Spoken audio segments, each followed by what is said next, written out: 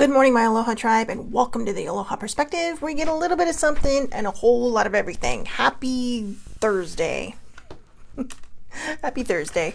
Welcome back. We're on day 3 of 48 ways to practice self-love. And, 48 ways to practice self-love. And we were on 33 through 48. So let's just get rolling here. Sorry, I'm just grabbing a paper clip really quick. And let's see here. Whoops. So I can, that's going to come to bite me in the butt later, I think. Sorry. Anyways, there we go. 33 through 48. So let's get cracking. Good morning, Muddy. So number 30, okay, so like I said, we're just going to run through these and then we'll go back through them, okay? So 33, indulge in self-care, mindful eating, keep a journal, plan for the future, embrace your imperfections, practice patience, spend time alone, challenge negative thoughts, cultivate self-compassion, prioritize your health, learn to accept compliments, visualize success, listen to your body, love your body, let go of the past, avoid toxic relationships. That's number 48, avoid toxic relationships. Where to start? So, okay, so let's start at the beginning, right? Indulge in self-care. This whole list, even though it says self-love, is basically self-care. Again, this is from Karma Gaia, G-A-I-A. But indulge in self-care. And it doesn't even just, I know a lot of people think self-care and they think, oh, it's a day off.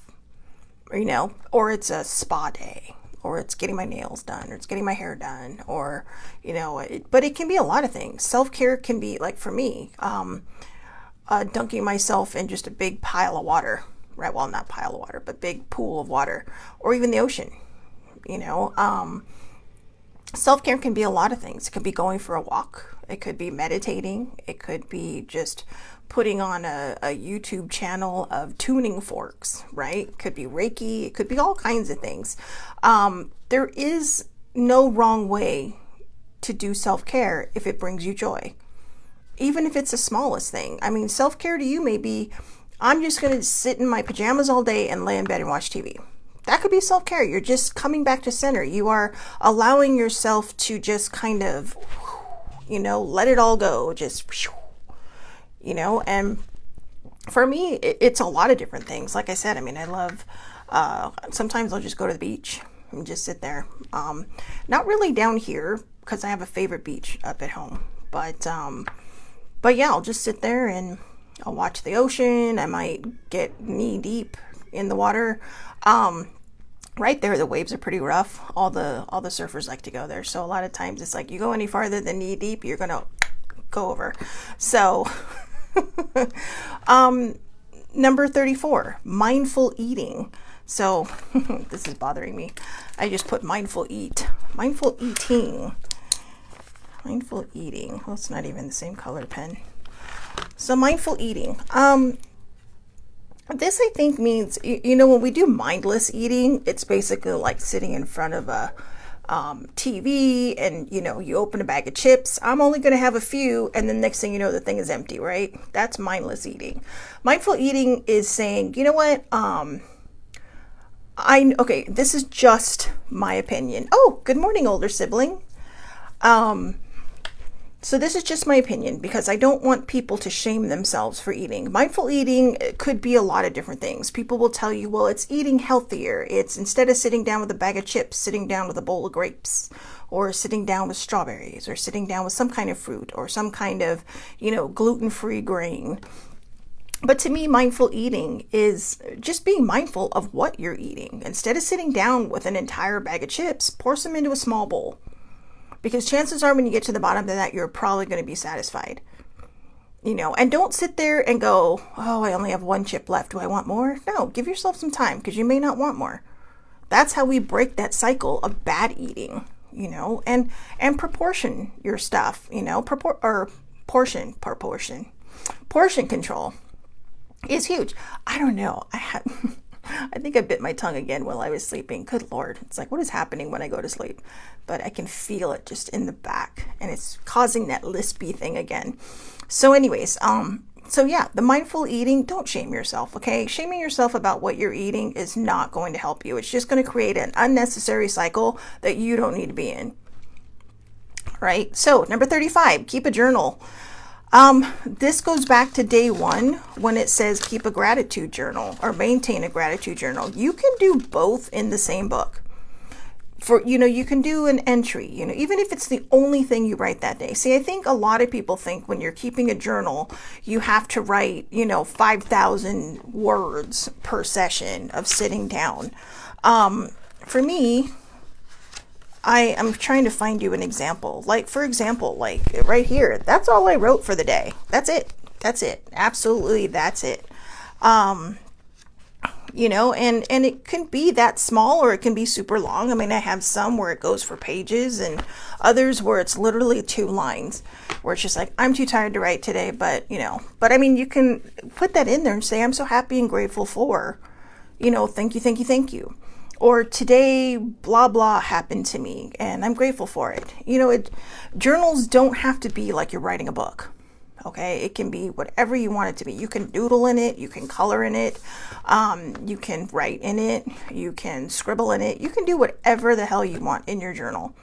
So if you don't want to keep 2 journals, you don't want to keep just a gratitude journal or that one, the regular journal, combine them. Just say, today is July 10th, 2025, and I am grateful for, and then if you want to add to it, you just start journaling, journal about your day if you want to. So it doesn't have to be as hard as I think we make it out to be. It's just simply putting words in a book. Did you hear that? I know it's, what is happening back here? So anyways, number 36, plan for the future. So I put a note next to this and I put double-edged sword. For some people, it is a double-edged sword.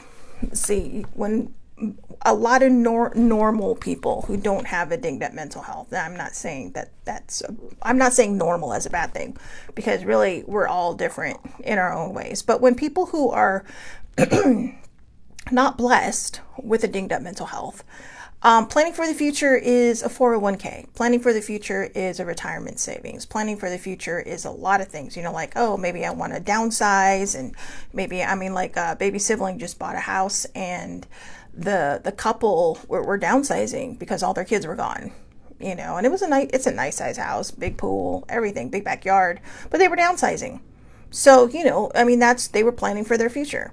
Now, the reason I say it's a double-edged sword is because if you're like me and you have a dinged up mental health, sometimes when we plan and things don't work out, it can overwhelm us. Murphy's Law suggests that nothing ever goes exactly the way you want it to go.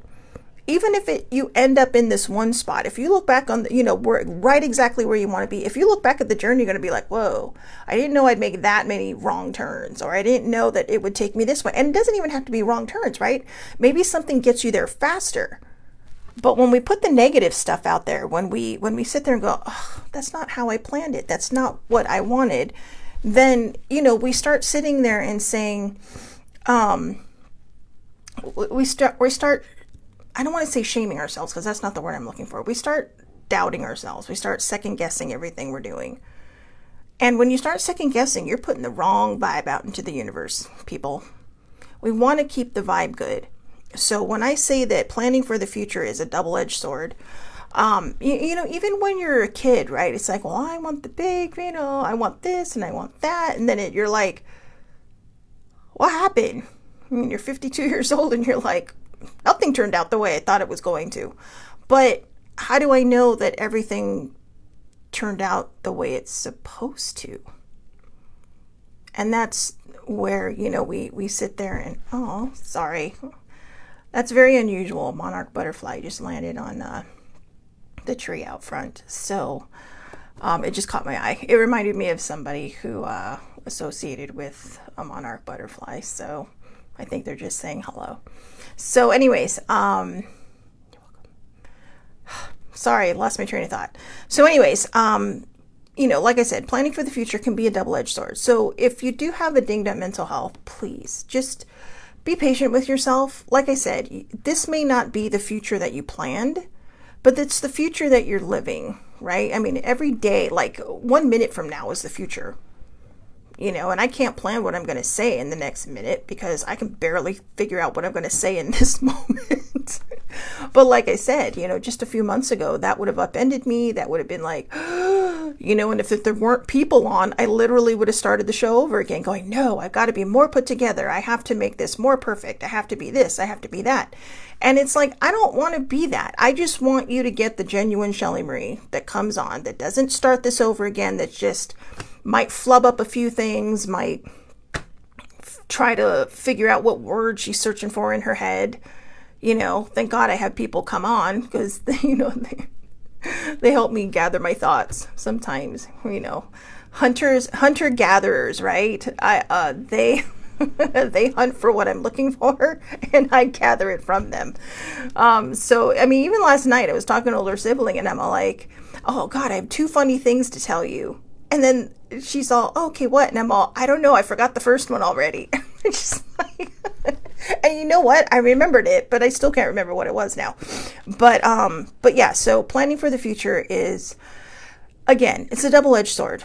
So you can plan for the future, but that doesn't mean that's what is going to happen. So just go with the flow, okay? Go with the flow. It's good to have a plan. It's not a bad thing to have a plan. I'm not saying don't go out there and plan. Just know that the journey may not be the journey you expect it to be.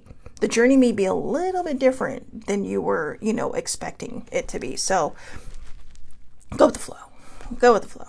So number 37, embrace your imperfections. I feel like I just covered this. I'm not going to lie today either, guys. I'm totally enamored by my lips. These are the lips I wanted yesterday, during yesterday's show. And I completely spaced it. I think the reason is because it's like a stay on. It's supposed to stay on all day, right?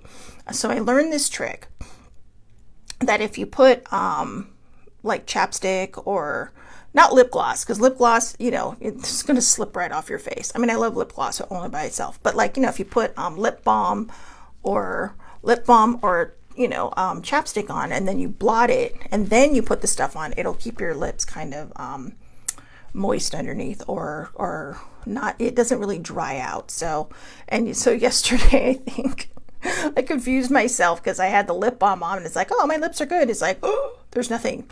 So anyways, yeah, I guess that can fall under embrace your imperfections. Learning to be, yeah, is that who said that? I had no idea that's who said that.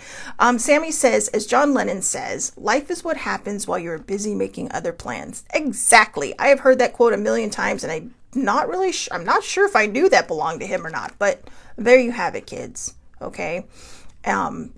Life is what happens while you were busy making other plans. So just go with the flow. Go with the flow. Just, So again, embracing your imperfections. This is not an easy thing for me, I should say this wasn't an easy thing for me because I always wanted to feel like, everything I did was perfect. I didn't want to make mistakes. I needed the validation. And now that I've gotten older, it's kind of like, the only validation I need is my own. If I get other people's validation, it's wonderful. It's great. It is that super bonus. It's that extra bonus feeling, right? But the only person that we really need to impress truly in life, sorry, this butterfly is going to town. Sorry, it just literally flew by my window.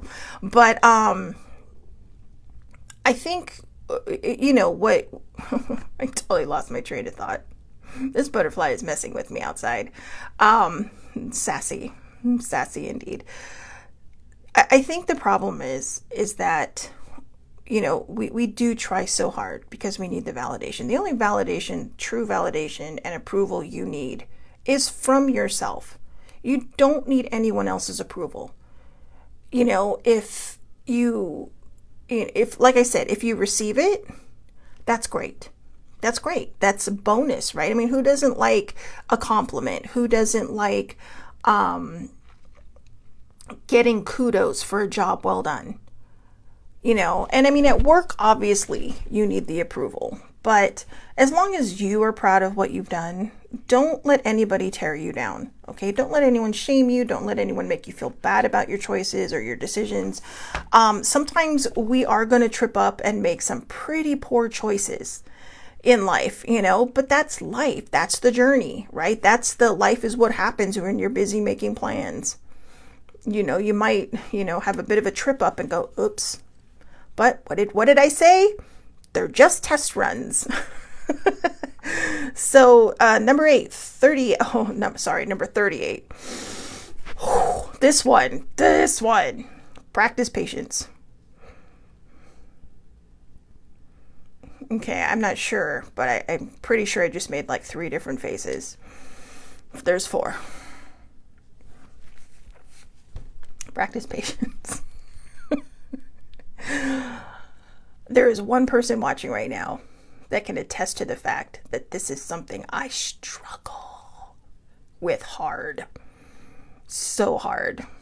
I am probably I am a recovering impatient person. I'm so impatient sometimes. I'm working on it. I've gotten better. I really have gotten better. And it's a work in progress. And I feel like, maybe I've just put too much pressure on myself, right? Because I feel like patience is something that is very achievable, and I don't know if it's just because of me or what. I mean, I'm a Capricorn. Capricorn can be very impatient. But if you don't believe in astrology, my brain, you're going to be like, yeah, whatever. But no, every Capricorn I've ever known, we either demand perfection or we're impatient. And I'm trying to break a lot of those bad habits, because usually the person we're demanding perfection from is ourselves. And, that can be pretty bad. So not a group of high confidence people, but we think we are. So we make great leaders. However, patience is not one of my virtues. And I proudly admit that. I do, because it is something I am working on, and it's something I think I've come a long way with. I hope. There might be things that we expect to get done, and when they're not, it may feel like we are losing patience. But I think a lot of times, sometimes there are things that are important in life that, need to be done, that need to be taken care of. But it's how we approach the subject that says everything about our patience. Are you being kind when you're talking to the person, saying, hey, you really need to do this, it'll be beneficial, it'll be helpful down the road, blah blah blah? Or are you going in and saying, why haven't you done this yet? And that's me. Why haven't you done this yet? What are you waiting for? I'm sorry, did the planets not align correctly for you that you can't do this? I'm really not this mean. I swear I'm really not this mean. I'm a good person. I'm a good person. But I am not a patient one. So I am, like I said, I am learning patience. So, people that meet me now say, what do you mean? You're patient? And it's like, people, you did not know me 10 years ago. And so yeah, practice patience. Count to 10. And if you're a person that prefers to say, well, I don't want to count to 10, then count to 1 from 10. All right. Oh, the butterfly is there now. See, I'm telling you. Oh, Albert, boy, it's like nature show out here. Okay. What's that guy's name? Is it David Attenborough? The guy that does BBC Earth and BBC Ocean and, oh God. See what I mean? It's like, I know this guy's name. I belong to a fan or one of those Facebook clubs that, of the works and stuff. But then all of a sudden it's like it flies out of my brain. So Mr. Attenborough, that's how we'll just, But yeah, it's like a nature show outside of my window today. Everybody's busy. So anyways, 39, spend time alone. Now, here's the thing. I have another note for this one. Or if you isolate, okay, spend time with somebody. All right, if you're a person who loves to isolate, flip this. Oh, thank you, Sammy. Sammy's my brain. Okay, Sammy and older sibling are my brains. Left side, right side, right? So anyways, Yeah, I put the note in here because it says spend time alone. Now, if you're constantly around, like maybe you work in an office, right? So if you go to take your break, just go outside, spend some time alone.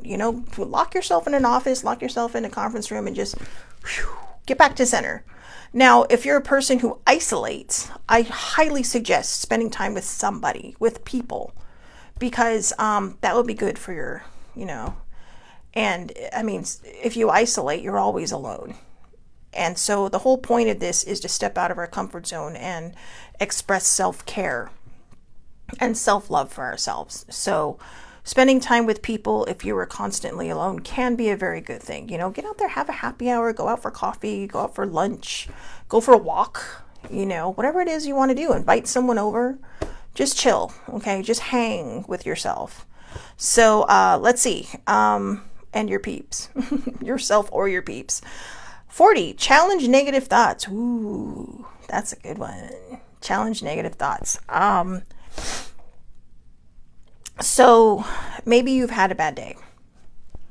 Or let's go with this one, okay? Because I was literally just talking about how I'm not patient.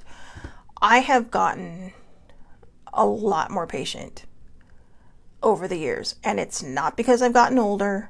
It's because I've healed a lot of things in my life. I've worked hard to get where I'm at now. And a lot of people may say, I don't get it. It doesn't seem like you're working. No, I've worked. And, older sibling, because she's my roommate, she's been through a lot of it with me, like face to face. And I think one of the negative thoughts, let's just take the most obvious, right? That I'm impatient. I'm going to challenge that thought by saying, you know what? I handle things a lot better than I used to. So I'm going to give you an example. This is Lola. Lola holds everything. She's a hard drive or a thumb drive. She holds everything. My stories, my taxes, pictures that I've had, over the years, my Ho'oponopono forms, my Reiki forms for, my side business, everything. And now my computer's saying she needs to be formatted. And when I saw that, I about panicked. Then I almost cried. And then I don't know what happened, but like impatient Shelly returned. And I was like, what the actual you-know-what? WTAF. And I was like, come on. And you're thinking, how can something this small? Oh, that's funny. Lola's the name of my evil twin. Well, I just bought a Lola 2. Lola 2 is coming today. But yeah, my patience just went out the window. It was just kind of like I'm sitting there and I start Googling everything across the planet. And then I'm like, you know what? You need to stop. Okay, you need to stop.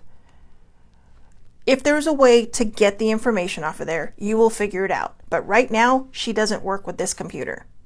Okay, and it's probably my fault. I probably ejected her wrong one day or didn't eject her or whatever. Because, I'm going to tell you this right now. If you have a computer and you have a thumb drive or even a hard drive, one of those big external hard drives, eject it, or eventually it will stop working. It will lose the formatting. So you just left click on whatever it is in that folder, whatever you named it. I name her. She's Lola Shelley, but after Mary Shelley, but Lola. So anyways, yeah, just that's your tip for the day. Eject whatever it is that you are plugging into there, okay? So that you don't mess it up. And always have a backup. My backup's at home. But I think even my backup wasn't working, so I should have known better.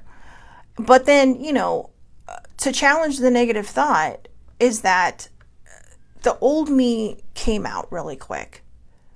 And it was like, oh my God, this is the end of the world. Everything's going to be bad and blah, blah, blah. And now I have no patience because, I've just reverted back to 2022 Shelley Marie. When we have negative thoughts, do the county thing again. 1 to 10, 10 to 1. Go outside, take a few deep breaths. Go walk in nature. And like I said, nature is outside. Okay. It doesn't have to be amongst the trees if you don't have any trees nearby. Go stand in a patch of grass with your shoes off.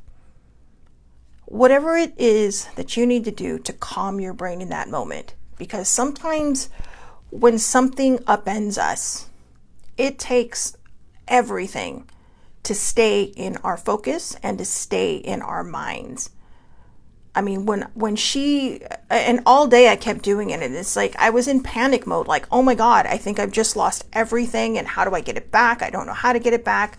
I'm going to go home, I'm going to put her in my other computer and see if she works in there. And if not, I looked it up and there is software. So eventually I will be able to get everything off of her. But then I realized, what if this is part of my journey? What if this is saying, hey, you know what? She represents 2024 Shelley Marie and before, right? She's, there's all these things. And like I said, there's a lot of stories. There was this current story I was working on that is on there that I can't get to now. And I was already on chapter 4. And I was like, you know what? That's okay. Maybe you were not meant to finish that one. Maybe you were meant to go in a different direction, or maybe, something. So challenge your negative thoughts, because when things like that happen, you're going to be like, I'm stupid. I should have ejected it. Or how could I be so dumb? Or how could this happen? Or how could that happen? Or why didn't I have a backup? Why didn't I save it to 2 things? One that I don't use all the time and one that I do use all the time. Why? And how could you be so dumb? And you're not dumb. Life happens. Things happen. So what did I learn? I learned have a backup. It could be just some plain old thing, or I'll get it, eventually I'll get an external hard drive and I'll save everything to there. But obviously I don't want something that big to carry around with me. So I'll carry the thumbnail with me. And from time to time, I'll check in on the external hard drive to make sure it's still working, because that's what we do. We learn to go with the flow. When we learn to go with the flow and realize that there are things in life that are going to happen that are going to upend us, we'll be able to challenge those negative thoughts. We'll be able to say, you know what? No, this isn't me. This is just a moment. I'm not dumb. I just, didn't think about it. It wasn't something that was in the priority of my mind, to focus on. I just always believed that it would work. I mean, that thing's 10 years old.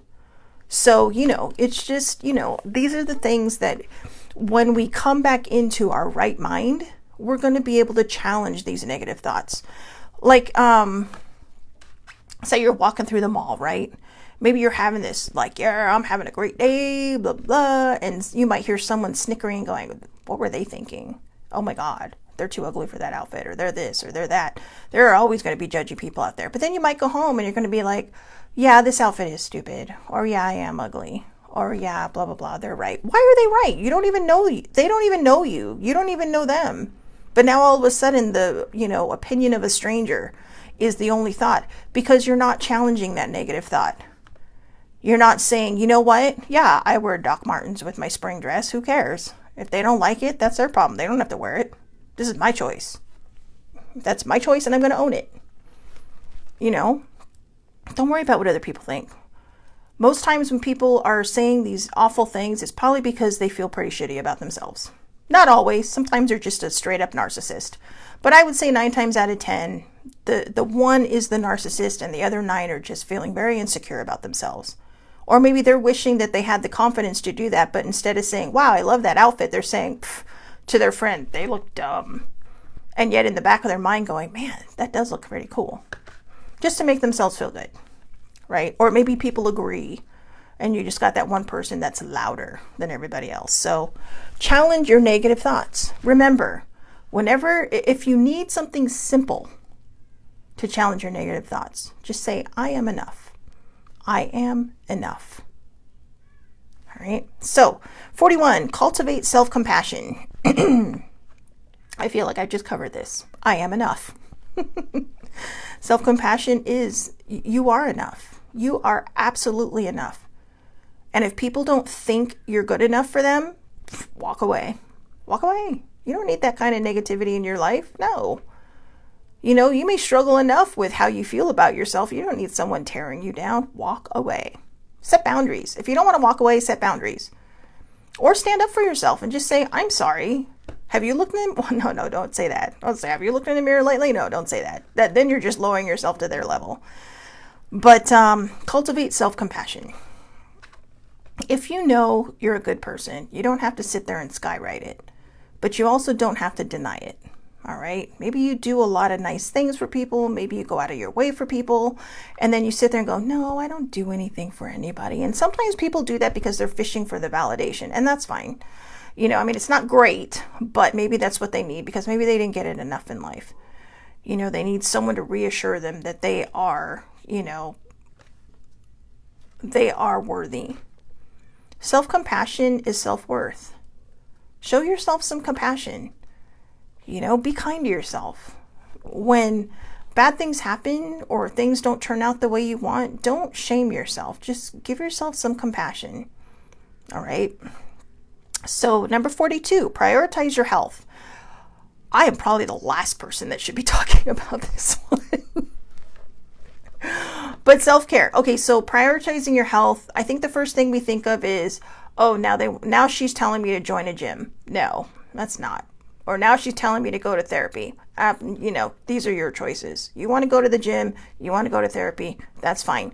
Prioritizing your health means taking care of you. It means simply going outside and walking in nature if you want to. And again, what did I say? Nature is just outside your door, period. Okay? If you can see the sky, you are in nature. But I know that they're talking about like proper nature, right? Like a park or a forest. Be careful if you walk in the forest. You know, I don't trust anybody. So, there could be some nut job hanging out in the forest just waiting for you. I'm not trying to scare you, okay? So just always be aware of your surroundings. All right, just please always be aware of your surroundings. But yeah, if you want to get out in nature, go. You want to hug a tree, hug a tree. I used to think that was funny. I used to call people tree huggers. Then I grew up and I became one.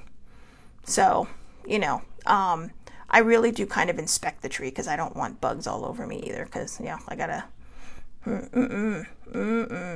So, but yeah, prioritize your health. Prioritizing your health means that if you were taking care of other people, be sure to take care of yourself as well. A lot of people tell me that. I seem to be the ultimate caregiver lately. And a lot of people are saying, well, are you taking care of yourself? Are you taking care of your needs? Are you doing what you need to do? I do find myself isolating a lot now. So that's probably not a good thing. But I'm working on it.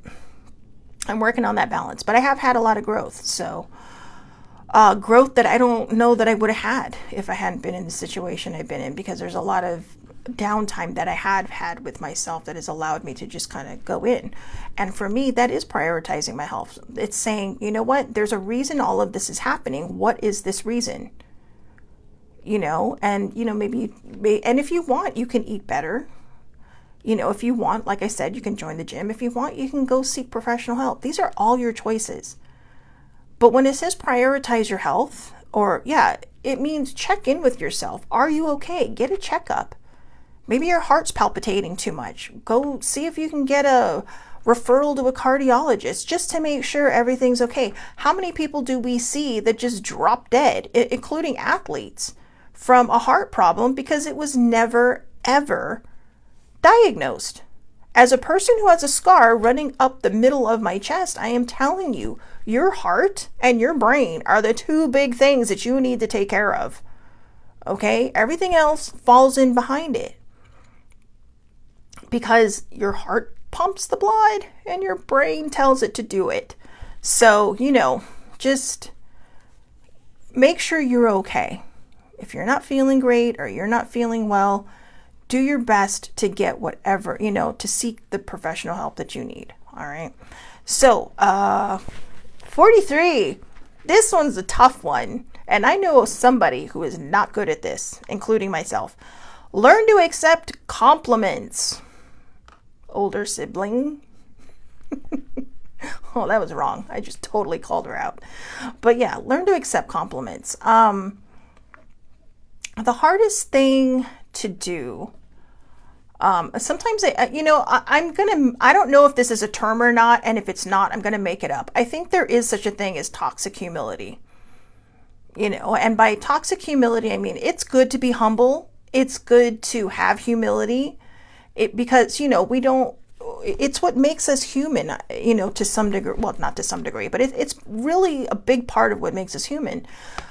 But then I think there are those people that just say, no, no, blah, blah, blah. And they're just, they don't reinforce, themselves, because it's just kind of, it almost feels like it's something that's so, she just said, hey, it took you that long to text that? I was waiting for that 2 minutes ago. Hey, but no, seriously. When I say toxic humility, I mean in the sense that there are people out there who it's just like they're humble beyond a fault.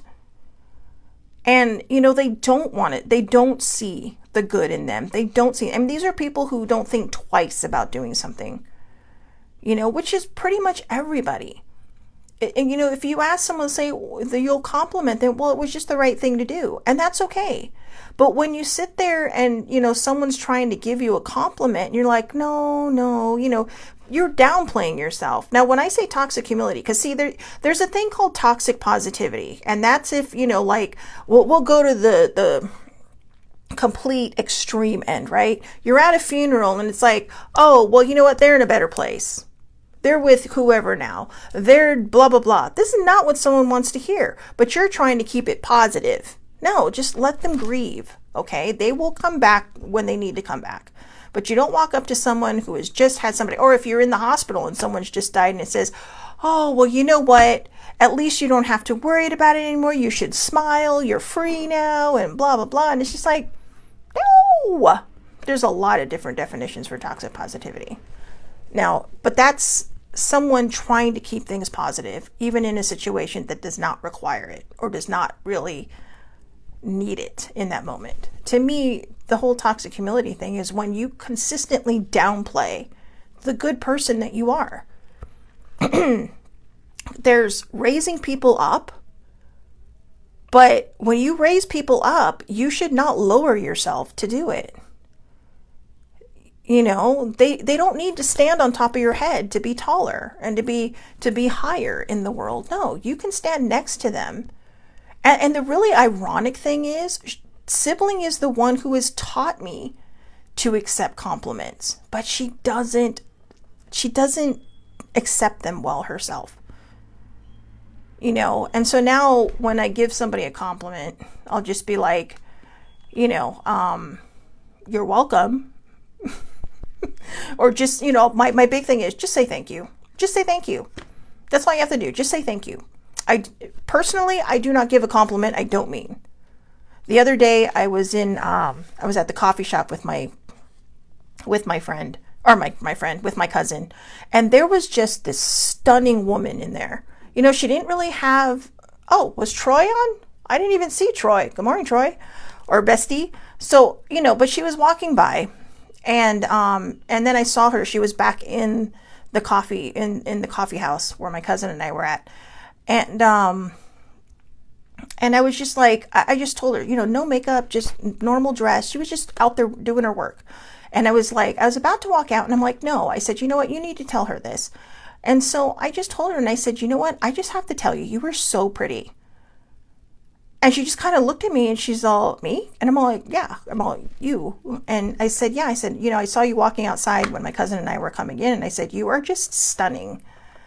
And she's all, oh, well, I don't feel like it. And she's all, I didn't really think that. And I'm all like, I said, well, then start thinking it, because you are.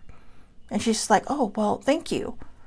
And I kind of shocked myself, because I was just like, this is not the person I've always been, where it's just like, start seeing yourself. And I did. I said, well, start seeing it, because you are. And I'll never see her again, maybe, as far as I know. But just even somebody I didn't know had a hard time accepting a compliment. And, you know, maybe that whole moment just happened so I could share that today. And, you know, sometimes I'm in the elevator and somebody smells really like, I don't know who's in here that smells really nice, but you smell great. You know, and they'll be like, oh, well, thank you. And I always tell them, I said, I'm not trying to be creepy. I said, it just happens and it flies out of my face. But I do realize that number 43 is a very hard one for a lot of people. So learn to accept compliments. My dad is another one that doesn't take compliments very well. Okay. So 44, visualize success. Vision board. Do a vision board. You know, I mean, a lot of people poo-poo the whole vision board thing, but a vision board, you know, it does fall under the metaphysical type of beliefs, but it doesn't have to. They could be you planning for your future, could be your vision board. But what it's doing is it's putting it in your face and saying, hey, I need you to pay attention to me every day because these are your goals. You know, this is what you want. This is what you want out of life. Now, how you get there may not be the way you think it is. Where you get to may not be what's on your vision board, but it will be something probably very similar to that. All right. So, yeah, visualize your success. That's another way of taking compliments. You know, when we visualize our success, we are telling ourselves, hey, I am enough and I'm worth that. I'm worth what that person over there can do. Maybe I'm not going to end up at that status. Maybe I'll rise above where they're at. We don't know, but you're never going to know unless you try. You're never going to know if you're going to be successful unless you try. So just go out there and do it. You know, just try. And who knows, you know? What did they say? Shoot for the sky because you'll land amongst the stars. 45, listen to your body. If you are tired, rest. If you are hungry, eat. If you have a headache, go lay down. Put yourself in a dark room if you have to. Those are the migraine people. When it says to listen to your body, now I'm gonna step in two directions here, okay? There is a metaphysical thing that says that certain emotions that we're going through will manifest in certain parts of our body. I have an entire body chart for it, and whenever, for me personally, and you can always say it's mind over matter, but it might be. But think about it. If you didn't know this, you wouldn't be thinking about it, and you wouldn't be able to correct it. But we have to listen to our body. You know, regardless of whether you want to go to the metaphysical point where it could be something emotional that's causing this, or maybe, you know, I always check with your doctor. Okay, that is my thing. Always check with your doctor. I am a huge advocate for taking care of yourself and checking with your doctor. For instance, I accidentally talked myself into having an MRI for my heart. And I say accidentally because last year I had pneumonia, but it was already June. It was already December, and I had pneumonia back in March. And I was just kind of like, yeah, I still have this wheezing thing going on. So the first thing my doctor thinks, oh, maybe it's your heart, because one day I'm probably going to have my valve changed. And so I didn't mean to talk myself into an MRI, which I admit I still have not had yet, but I've been down here. So, but you know, I didn't want to hold back either. Now the wheezing has gone. So it was obviously just probably my lungs getting to the end of the pneumonia that I had had. And it was winter, so, you know, it was colder, and that probably helped trigger something. But we have to listen to our body. The other thing, I used to love to do 5Ks, but I was always doing it on a bad knee because I had tore my knee. I had tore the ligaments in my knee twice. And the last 5K I actually did, halfway through, I was like, I really should be stopping. You know, I really should be stopping because this, you know, it was such a tight course that all the runners were on the asphalt, which has a lot more give. And all the walkers were on the concrete, which has zero give. You know, so I mean, basically you're compounding everything when you're walking. And I speed walk that's what I call it. Shelly speed walk. Shelly's version of a speed walk when I do 5Ks. I jacked up my knee so hard that my orthopedist told me, no more. You can't do it anymore because he's all, if you do, you're just going to be in a world of hurt. So that really kind of broke me a lot, because I knew I should have listened to my body, and I didn't. Even if it is the smallest thing, listen to your body. Okay? Here's a prime example. Christopher Reeve's wife, Dana, I think it was Dana Reeves. She spent so much time taking care of her husband, and then she ended up with cancer, and then she ended up dying. Now, I'm not saying I don't know her. I don't know if she had already looked into this, but it seemed to happen so fast. And, when you watch the documentary, a lot of people are like, yeah, she spent so much time taking care of him that, I think she forgot to take care of herself. So, sometimes when we're taking care of other people, we can forget to take care of ourselves. So listen to your body. Number 46, love your body. Love your body by listening to your body. But also, this is straight up body positivity, right? Nod with me. Yes, this is straight up positivity, Shelly Marie. It is. I I used to be about this big, and now I'm about this big. So, but sorry, I know. God, my nose. But anyways, all kidding aside, the interesting thing was, after the big event I told you about yesterday that I never received forgiveness for, I became an emotional eater. And I didn't realize I had depression until later down the road. So they just kind of, one fed into the other, and it was a vicious cycle. And I kept gaining and gaining and gaining and gaining and gaining weight, to the point where, not probably last year or the year before, I was well over where I should be. I think I've topped out at 285. I know. And it's just kind of like, when you have a heart that I have, that is a no-no. I mean, little Penelope Von Beets, she's beating really well and she's keeping me alive, but it's like, what strain have I put on her? How many years have I potentially taken off my life, if I have taken any off my life? Because I started losing weight. But this time, 10 years ago or 11 years ago, I went on a weight loss journey, but I did it while my mom was sick, and I did it for all the wrong reasons.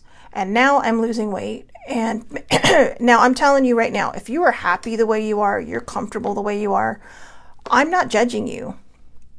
Thick or thin, everybody struggles with body positivity. The body dysmorphia is a horrible thing. I've known people who were weightlifters that have body dysmorphia. And all their muscles on top of muscles were never enough. They still felt fat. Or the people who are, I mean, body positivity is, oh, oh, that's cute. Sammy, I love you, but it's Beats with a Z. I know, she's going to be like, really? I was trying to put some pizzazz in it. Oh, the Von Beets. But, yeah. Anyways, but yeah, that's her name, Penelope Von Beets. I told older sibling, she's like, you named your heart? And I'm like, I figure if I named her, I'll take better care of her. And, it's been working. I mean, I'm slowly losing the weight, but I'm getting there. And I'm keeping it off, which is super important. So, because I'm doing it the right way. Anything that you want to quit, if you do it for anybody else, it's not going to stick. Or I should say 9 times out of 10, it will not stick. My father used to smoke, and I got nothing against smokers. If you love to smoke, more power to you. Okay. I don't have a problem with that. But my father was trying to quit because, he did have a heart issue also. And apparently this is hereditary. But yeah, every time he tried to quit, he was always doing it for my mom and I. And then one day he's just like, you know what? I really just don't want to do this anymore. And when he finally chose to do it for himself, it worked. And that was 31 years ago. Yes, because I was 21. So 31 years ago. So that was his choice. And he had smoked for 30 years. But, like I said, you choose. I know that, smoking is so taboo for so many people. But hey, you know what? We all have our vices, right? I'm not going to, people don't tell me to stop emotionally eating. I'm not going to tell them what to do. So, you do it. I mean, whatever brings you joy. So, but love your body, all right? If you have to, stand in front of a mirror and love yourself until you love yourself. Thick or thin, guys, thick or thin. It doesn't matter if you are a skinny mini or a plus size girl or boy, or person. People struggle with body dysmorphia. You know, there were times when sibling and I would be watching TV and I'm like, am I that big? And she's like, oh my God, you're not even close. And that's when, you know, even she told me, she's like, maybe you should talk to your therapist about body dysmorphia. And it's like, and I'm like, what is that? And I had to look it up. And I was like, oh.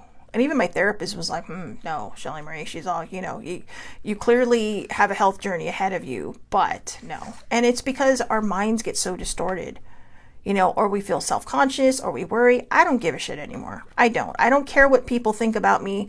I am who I am. I know what I'm doing to try to get myself into a healthier place so I can live a long time. And I just don't want to put any more strain on my heart.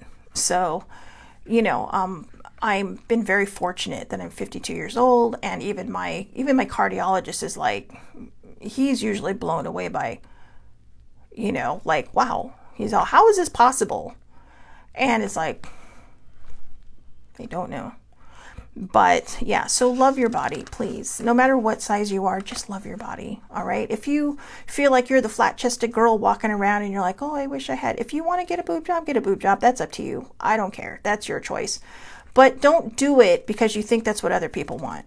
If it's something you want because you're like, yeah, I've always wanted to see what I look like in this dress or this outfit or that outfit. Yeah, great. You know, I mean, but do it for the right reasons. Don't do it because somebody made fun of you. You know, just love yourself, okay? Love your body, head to toe, from the tops of your hair to the bottoms of your feet. So let's see, 47, let go of the past. Ooh, that's a toughie, right? That is a healing journey, letting go of the past. This is what I try to remind myself now when I find myself slipping into the past. Can I change it? No. Can I learn from it? 100%.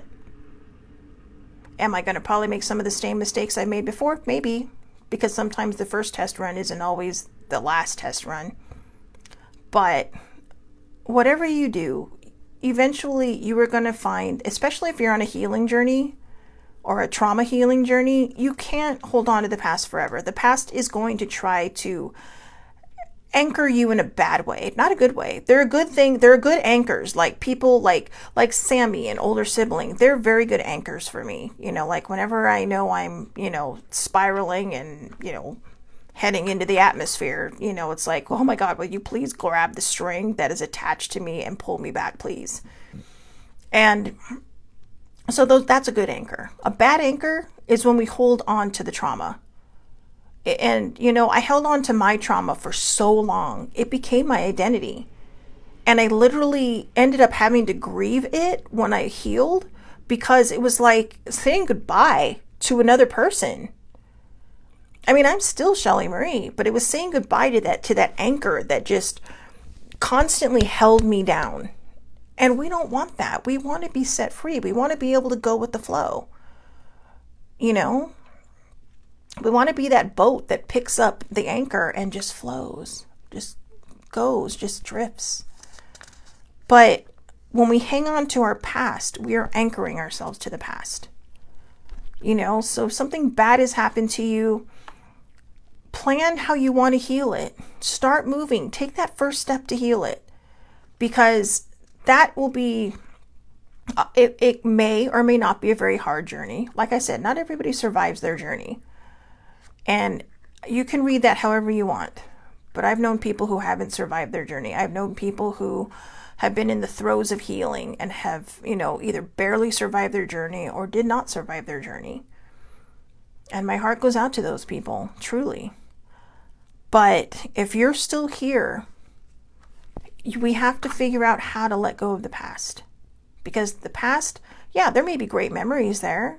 Go back to those. But let go of the bad stuff. You know, we already know that this memory has made us who we are. Maybe it's made us a little more humble. Maybe it's made us a little bit more compassionate. Maybe it's made us a little more empathetic. But when we hold on to the pain of the past, we're just really kind of holding ourselves back. And the only way to move forward is to believe in yourself, is to believe that you are in control of your journey. Even when you're not in control. A captain is in control of the boat, but he's not in control of the weather. He may know how to steer through the bad weather, but he can't control the weather. So what does he do? He goes with the movements of the weather.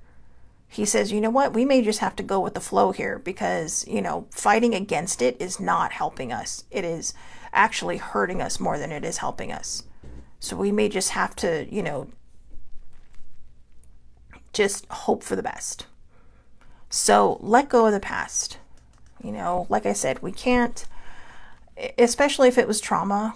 I'm not saying that, forget like it ever happened to you. I can't forget whatever happened to me. I'll never forget whatever happened to me. But how I face it is the choice I made to let go of that past. I made the choice to not let it define me anymore. And I continue to choose to not let it define me anymore. And last but not least, 48, avoid toxic relationships. Avoid toxic relationships. So you're probably going to say, well, like I said, if toxic relationships aren't just romantic relationships, they can be friendships, they can be family relationships. And if you can't really walk away from some of them, set boundaries. But toxic relationships is when someone is constantly either berating you, hurting you, or just, tearing you down every 5 seconds. Like they're just crawling, holding you down so they can get up and higher. Don't let people do that to you. Don't. Toxic, if you need an actual definition of a toxic relationship, then, Google it, right? Let's Google it now and see what happens. Toxic relationships. So, wow, 21 signs. It involves one or both partners engaging in reactive behavior and having unhealthy communication. People create issues and escalate problems. So I had a friend that did this a long, long time ago, and sibling walked away first and I got kicked out. That's a long story, but it was a toxic relationship. This is a person who would continually create a problem so they could solve it. And there's a lot of that happening now. Toxic stuff, and I'm not going to say anything more than that, but if you know, the government. So anyways, subtle. But yeah, so, there's not much more I can say on avoiding toxic relationships. If you feel like somebody is constantly battering you, whether it's emotionally or physically, that's a toxic relationship. I talked about a friend I used to have at work. We're on much better footing now, thank goodness. But back then it was like whenever they had a bad thing happening in their life, they always took it out on me. That was toxic. And I always had to take the brunt of their issues, the brunt of their anger.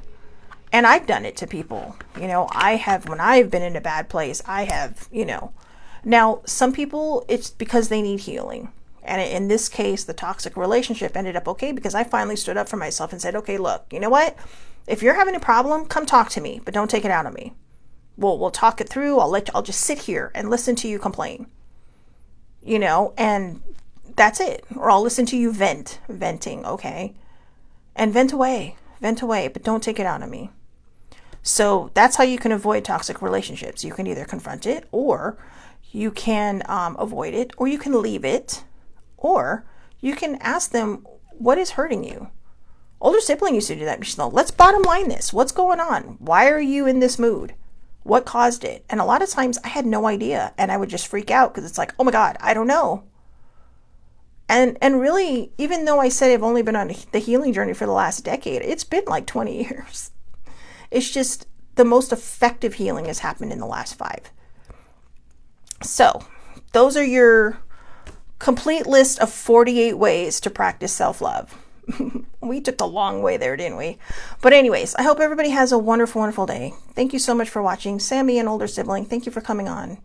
I made a decision last night because I know I haven't been doing shows on Fridays. I will return next Wednesday for Self-Care Wednesday. I'm going home for a few days and I want to spend all that time I can with my cat. So, and sleeping in and doing all that other stuff. So I'm going to listen to my body and I'm going to take care of it. So, yeah. And, So yeah, I'll be back next Wednesday. All right. So take care of yourselves until then. Have a wonderful, wonderful day, and I will see everybody next week. Thank you for watching.